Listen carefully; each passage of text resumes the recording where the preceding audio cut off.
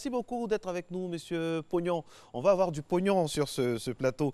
Quand je dis le pognon, c'est-à-dire le pognon pour l'esprit, la nourriture pour l'esprit. Il intervient régulièrement sur les réseaux sociaux. Il donne des conseils, parfois des pics, des suggestions. Il fait avancer. Et surtout, ce qui me plaît chez lui, c'est son côté arrimé à l'Afrique, à nos valeurs africaines, qu'il ne laisse pas en route et qu'il intègre. Bonjour, coach. Bonjour. Les Africains sont coachs de naissance. Ah oui, ils sont coachs de naissance, ils ont été coachs en bien ou en mal pour leurs enfants, pour leurs conjoints, pour les responsabilités qu'ils ont avec le personnel et tout. Donc, depuis 25 000 ans au moins, nous avons retrouvé les traces du développement personnel déjà en Afrique du Sud au niveau des Bush-Bandikilari. Donc, c'est pour dire que les Africains ont une avance sur les autres en termes de développement personnel. Ouais, l'Afrique est le berceau de l'humanité, le berceau des civilisations et le berceau des savoirs. Alors, qu'est-ce qu'un coach? Un coach, c'est simplement un monsieur qui raconte des histoires. Ou une femme. Ou une femme, voilà, qui raconte des histoires. Et à force de raconter des histoires, les gens tirent des enseignements dedans. Ils tirent des prises de conscience dedans. Je vous donne un exemple. Un monsieur vient me voir, il dit « Ma femme n'aime pas la tête de mon meilleur ami ». J'ai dit « Mon frère, si ta femme aime la tête de ton meilleur ami, tu es en danger ». Il dit « Ah, ça c'est vrai ». Vous voyez, donc le coach dit des blagues, des choses simples, mais ça transforme, ça donne de l'énergie. J'ai envie tout de suite de vous raconter une histoire de ce monsieur qui a dit à sa femme, parce qu'ils étaient pauvres, « Laisse-moi aller chercher de l'argent. Quand j'aurai de l'argent, je vais revenir. Je te promets que je ne vais pas te trahir, je vais revenir. » Il va travailler avec un monsieur pendant 20 ans. Et pendant 20 ans, il dit à son patron, je ne prendrai pas mon salaire. Donc 20 ans après, tu vas me remettre mon salaire pour que j'aille rejoindre ma femme. Effectivement, 20 ans après, il veut prendre son salaire et son patron lui dit, bon, voilà ce qu'on va faire. Moi, je veux bien te donner ton argent, mais je te propose en échange de ton argent de te donner 3 conseils. Il dit, je préfère les conseils parce que je sais que tu es honnête. Il dit, premier conseil, méfie-toi des raccourcis. Deuxième conseil, méfie-toi de ta curiosité. Troisième conseil, quand tu te fâches, attends 24 heures avant d'agir. Ouais. Alors, il dit maintenant, je te donne 3 pains, tu manges 2 sur la route, et ce troisième-là, tu ne manges pas. Tu ne manges qu'avec ta femme. Maintenant, le monsieur part. On lui propose un raccourci. Il veut prendre le raccourci, il se rappelle du conseil. Il change de route, et on lui dit, sur l'autre route, il y avait des braqueurs de route. Donc, s'il avait pris la route, il aurait tué, même s'il avait l'argent, ils auraient pris. Il va dans un hôtel, il dort, la nuit, il y a du bruit. Il veut sortir, méfie-toi de ta curiosité. Il ne sort pas. Le lendemain, on dit, le monsieur qui est dehors, quand il crie, on sort, il tue les gens.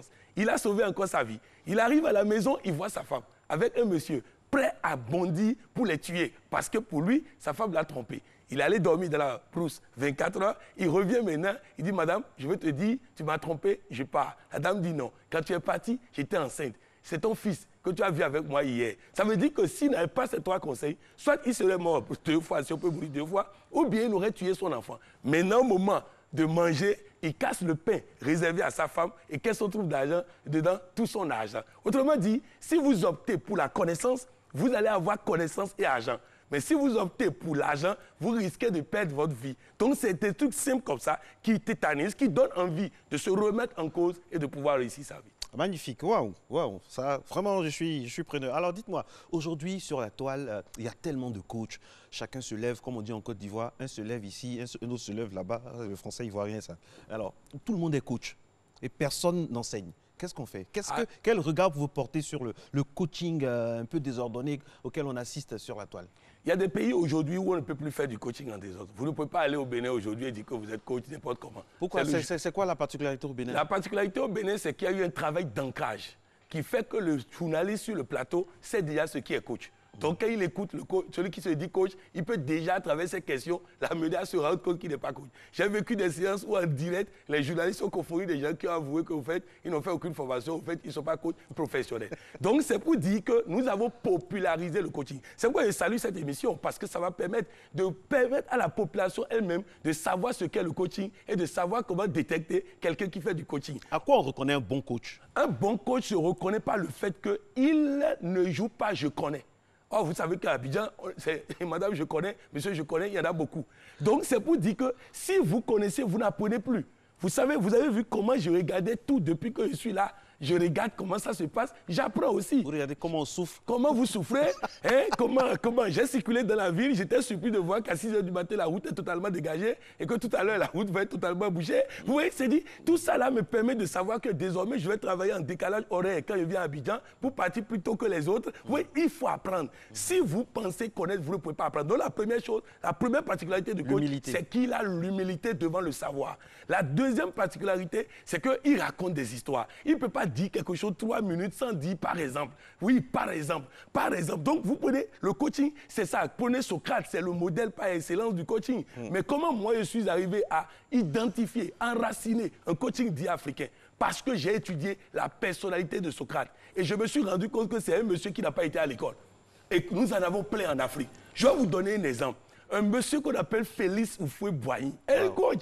C'est-à-dire que regardez la Côte d'Ivoire. Ça me dit quelque chose ce nom-là. Mais regardez la Côte d'Ivoire, regardez. Mais malgré la crise, elle est restée la première économie de la sous-région parce que les fondamentaux sont bons. Donc ça, Félix Houphouët-Boigny, qui a été président de la France, allez vous renseigner, président de la France pendant 24 heures, qui est ministre d'État en France. Voilà un monsieur, comment on peut arriver là grâce à cette capacité d'humilité qui permet d'apprendre et avancer. Donc on a étudié ça. On a étudié les Soundata Keita. On a étudié des gens en Afrique, au village, qui ont des connaissances. Je vous donne un exemple. Pour aller à Korogo, on va se lever, on va prendre la voiture, on va traverser la route jusqu'à Korogo. Et on arrive là-bas, le sage au village nous regarde. Au lieu d'aller lui demander pourquoi il nous regarde, on pense qu'il est impressionné par notre voiture. Mais il a pitié de nous. Lui, il a la capacité d'appeler Korogo à Abidjan, de faire 2 pas pour être à Korogo. Mais nous, on est des intellectuels, on ne connaît pas ça. On prend voiture, on prend carburant et on s'ouvre pour aller à Korogo. Vous voyez, imaginez par exemple qu'on découvre ça, qu'on crée la vraie Air Afrique.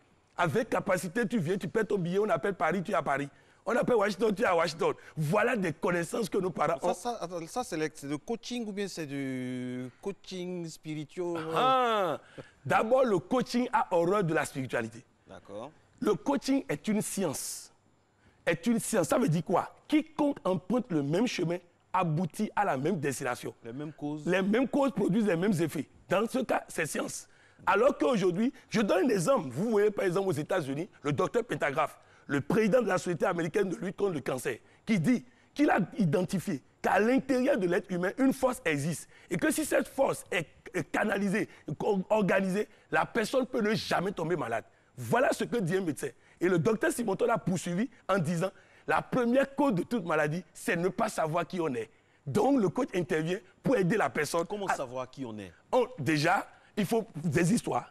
Des histoires, c'est-à-dire amener la personne à se rendre compte que Dieu l'aime tellement. C'est-à-dire, regardez notre vie.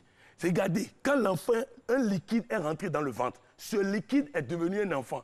Papa est monté sur cette grossesse, a fait toute la gymnastique avec maman. L'enfant est protégé. Après, l'enfant sort. La sage-femme bascule l'enfant dans tous les sens. L'enfant est protégé. Ça veut dire quoi? Il y a une entité qui protège cet enfant. Alors, si cet enfant fragile a été protégé, alors pourquoi adulte, il ne sera pas protégé? J'ai l'habitude dans mon pays, au Bénin, de dire, je cite le Bénin, parce que dans mon pays, on dit que c'est le pays du vaudou. J'ai toujours l'habitude de dire sur les antennes, s'il y a un chef vaudou du Bénin ou un sorcier qui pense qu'il est fort, il n'a qu'à oser dire Patrick Amapoyon. S'il dit Patrick Amapoyon va dans le il est mort. Il n'y a rien à faire. Attendez de quitter le plateau d'abord pour les défier. Nous, on est là pour...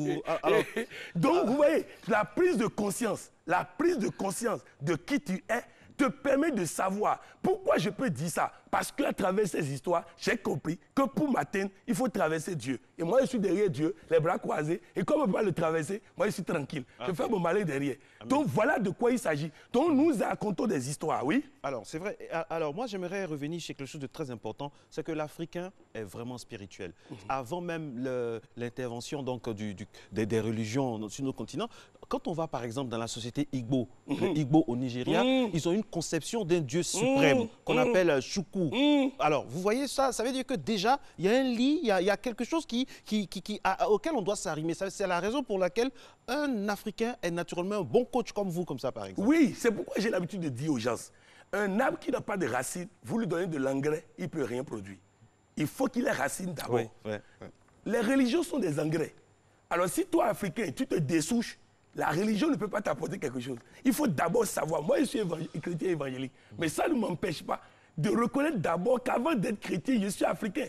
Donc, si je me renie moi-même, si je remets en cause qui je suis, ça veut dire que quel que soit ce que je vais pratiquer dans la religion, ça ne peut pas m'aider. Est-ce que vos pasteurs seront d'accord avec ce que vous dites là? Le problème, c'est que je ne suis pas Je ne suis pas là pour que le pasteur soit d'accord avec moi. Je suis là pour que Dieu soit d'accord avec moi. Donc, à partir de cet instant, comme Dieu n'a jamais écrit dans sa parole que je dois me renier avant d'être croyant, avant d'être musulman, avant d'être chrétien, donc je n'ai pas à me renier. Il a dit de venir à lui comme nous sommes. Comme nous sommes. Et venez à moi tel que vous êtes. Ouais. Donc, à partir de cet instant, je viens à lui en tant qu'Africain. Et il faut que les gens comprennent. Vous savez, la couleur de votre peau là vous donne une supériorité éternelle sur toute race.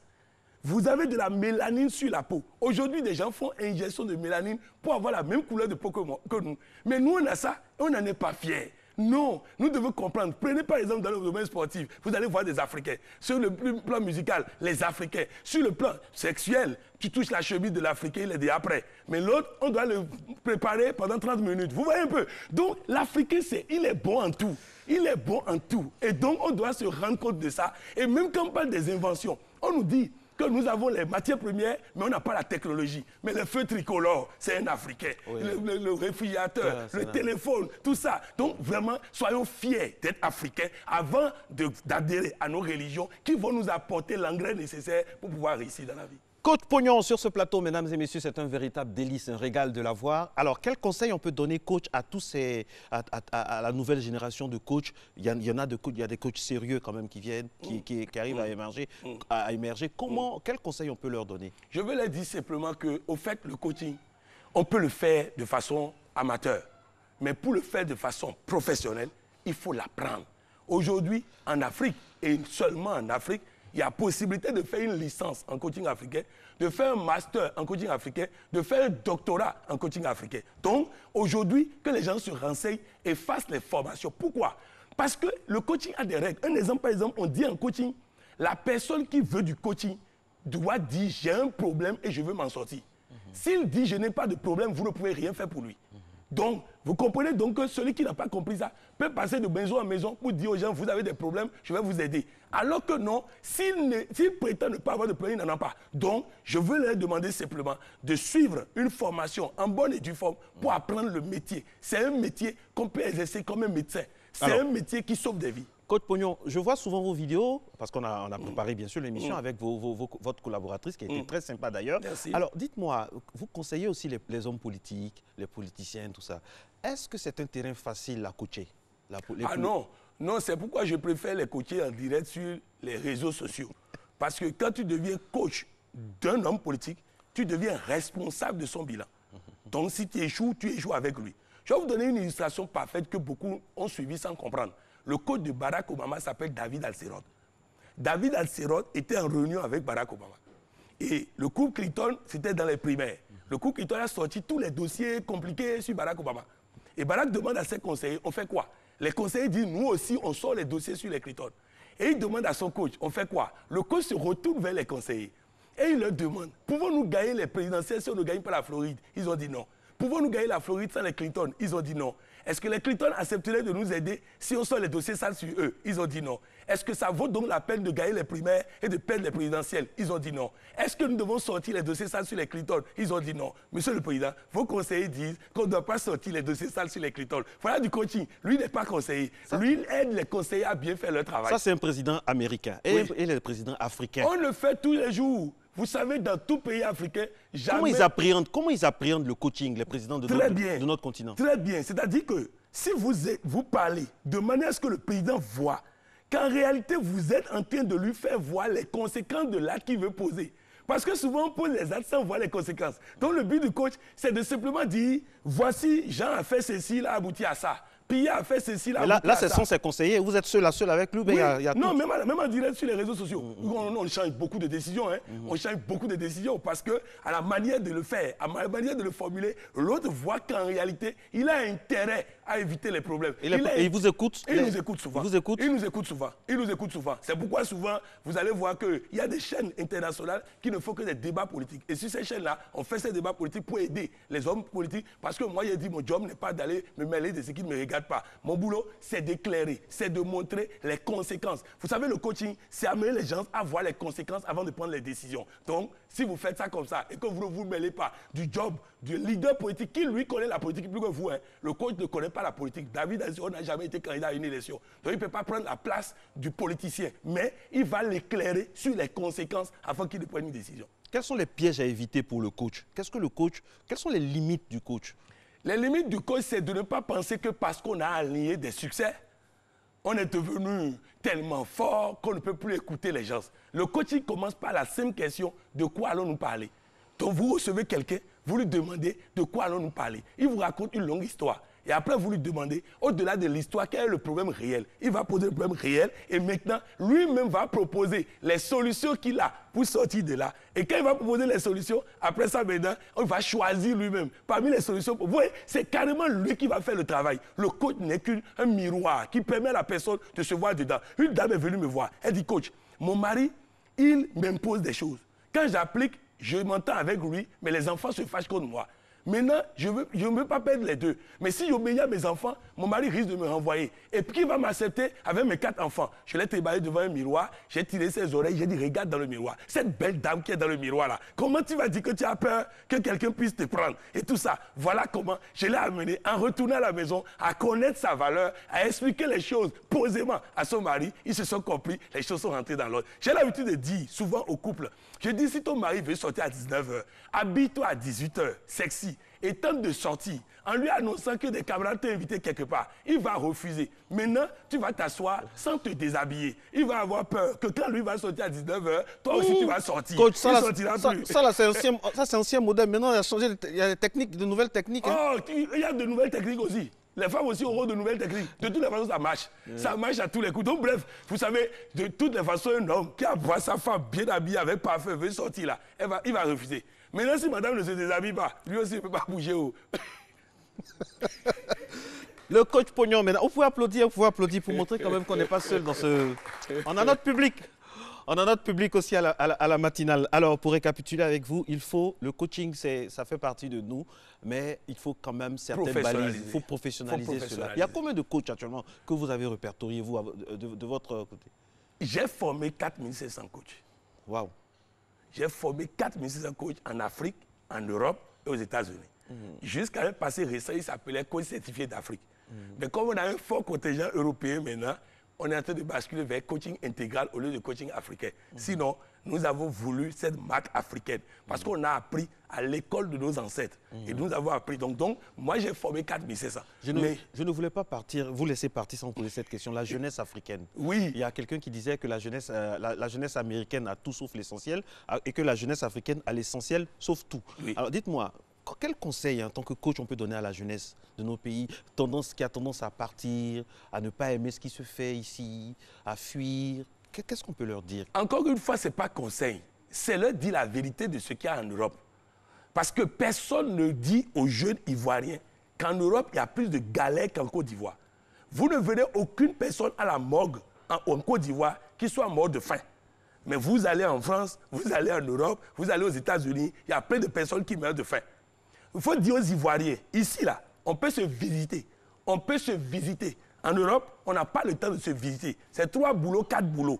Donc, aujourd'hui, là, ce que tu es capable de faire en Côte d'Ivoire, tu ne peux pas le faire en Europe. Il faut expliquer ça. Il faut lui expliquer que le jeune homme qui vient avec son économie, vient jouer, tout va bien en France, vient jouer, tout va bien en Europe. Ce jeune homme-là, si vous regardez bien la paume de sa main-là, c'est noir. Il a rien pour nous là-bas. Donc, il faut qu'on comprenne qu'en réalité, il y a bonheur ici. Maintenant, le gars va chercher 2 millions, 5, 4 millions pour voyager. Les amis, si tu prends 2 millions, 5, 4 millions, avec la bonne formation, tu fais quelque chose d'extraordinaire ici en Côte d'Ivoire. Parce qu'en Côte d'Ivoire, il y a beaucoup de choses qui ne sont pas encore faites. Mais là-bas, ils ont presque tout fait. Donc, c'est très important que le jeune comprenne. Maintenant, il doit comprendre que souvent, on dit entrepreneuriat et on fait business plan. Non, entrepreneuriat, ce n'est pas business plan. Qu'est-ce qui te passionne? Qu'est-ce que tu adores faire? Qu'est-ce que tu adores faire? Si quelqu'un sait parler, il aime faire animation télé, il vient ici, là. Il faut rester à l'entrée, d'être le DG et commencer par faire devant lui. Il bouge, tu bouges. Tu vas le fatiguer, il va dire au moins on va le tester. Vous voyez, il faut faire ce qu'on sait faire. Si vous savez faire ce que vous savez faire, vous aurez l'argent. Mais non, nous on a un diplôme dans un domaine, un diplôme qui ne concerne rien du tout. Vous voyez, aujourd'hui, les jeunes, ils vont à l'université pour sortir et devenir fonctionnaires. Les amis, j'ai calculé le salaire des fonctionnaires sur 30 ans. ça fait le salaire, le chiffre d'affaires de quelqu'un sur un mois. Donc il faut que les jeunes se réveillent et comprennent que déjà dans le choix de la filière, il y a déjà une option. Qu'est-ce que tu choisis de faire à l'université? Qu'est-ce que tu choisis d'apprendre? Je suis venu à Abidjan avec ma fille, elle a 17 ans. À 17 ans, elle est assistante de direction. À 17 ans, elle est coach. À 17 ans, elle est professeure d'anglais. À 17 ans, elle est ceci. Parce que dès le départ, on lui a donné les orientations nécessaires. Donc vraiment, les amis, je vous dis simplement, il faut que vous compreniez que la solution n'est pas dans je m'aligne pour aller jusqu'à doctorat, jusqu'à ceci, et après je croise les bras. Je donne l'exemple de ce monsieur. Pour terminer. En classe de terminale, il avait 16 de moyenne. Mais ses parents n'avaient pas les moyens. Et il décide d'abandonner l'école et il va travailler comme laveur de plats dans le plus grand hôtel du Bénin à l'époque, dirigé par les Américains. Il gravit les échelons jusqu'à devenir DG. PDG, DG d'un hôtel américain. Un hôtel 5 étoiles, un hôtel de 3 milliards de réalisations. Maintenant, ce monsieur dit, j'ai pensé que c'est faute de moyens que moi, j'ai arrêté les études. J'ai donc poussé mes enfants jusqu'au DEA. Le premier est professeur vacataire. Le deuxième vend dans la boutique créée par sa maman. Donc, les amis, cherchez l'essentiel. Oui, et vous allez réussir. Il s'appelle Patrick Pognon, mesdames et messieurs. C'est vraiment le symbole de ce que à Matin Bonheur, c'est le lieu, c'est là où l'on s'informe. Coaching avec lui. On sera avec vous encore. On va vous avoir encore la prochaine fois. La prochaine fois, certainement. Oh, on le veut, on le veut. Merci d'être avec nous.